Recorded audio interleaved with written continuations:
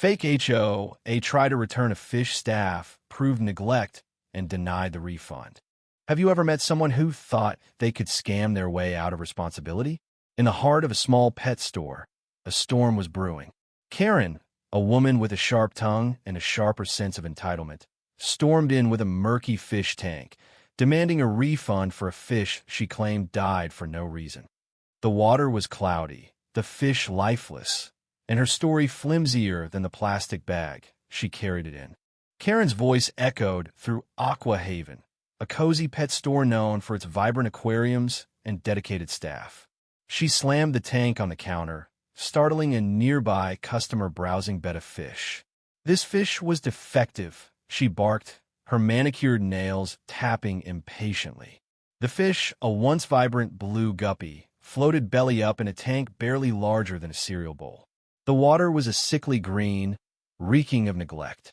Emma, a young employee with a passion for marine life, raised an eyebrow, but kept her composure.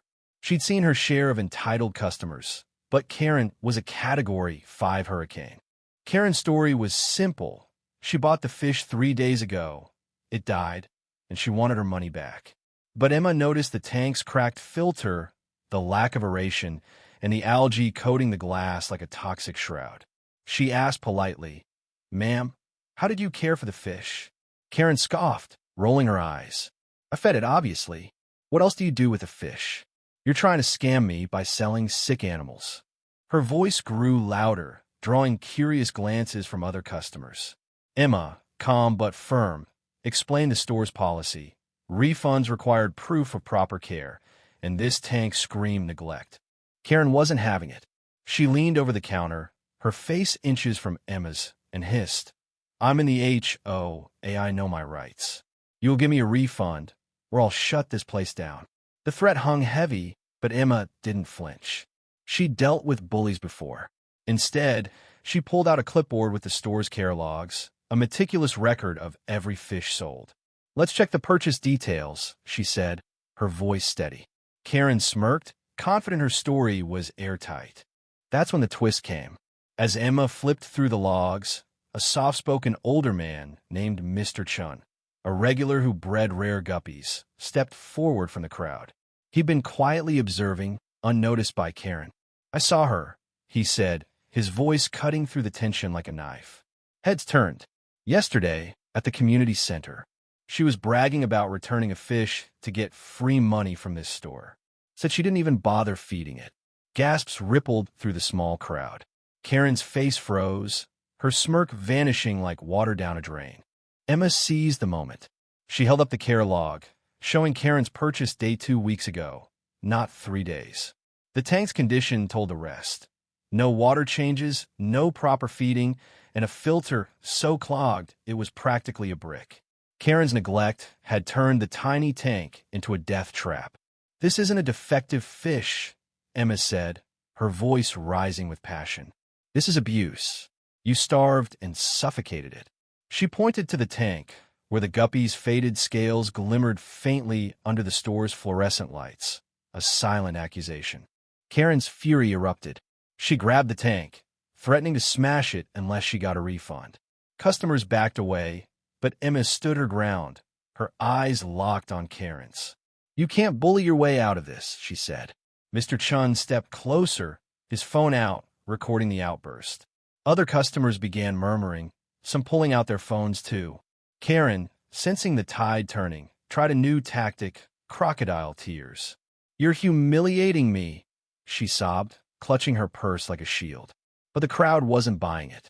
A teenage girl, another regular, whispered loudly, "She's faking it. Look at her masquerades, not even smudged."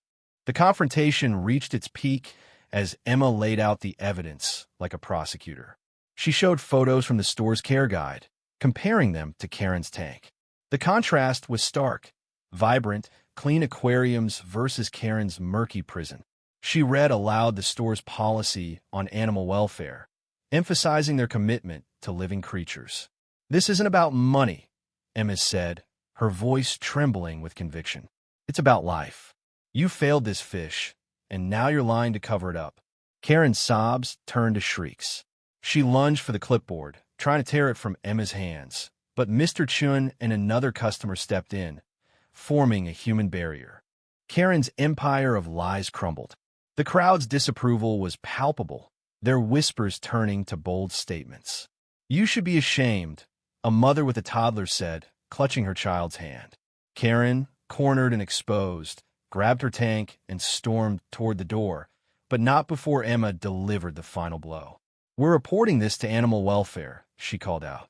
"And you're banned from Aqua Haven." Karen froze, her hand on the door, then shoved it open and fled into the parking lot, the tank sloshing in her arms. The store erupted in applause as the door swung shut. Emma, still shaking from the confrontation, smiled faintly at Mr. Chun, who gave her a nod of respect. The teenage girl high-fived her, and the mother offered to buy a new fish for the store's display tank as a thank you. In the days that followed, the story spread like wildfire on social media. Customers posted about Karen's meltdown, praising Emma's courage and Aqua Haven's integrity.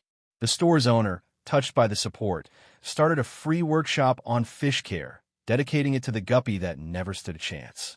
Karen's HOA status didn't save her. Word got out, and her neighbors began questioning her authority, her reputation unraveling like a cheap net.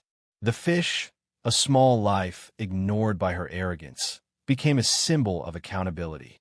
Emma, meanwhile, found herself promoted to store manager, her passion for animals shining brighter than ever.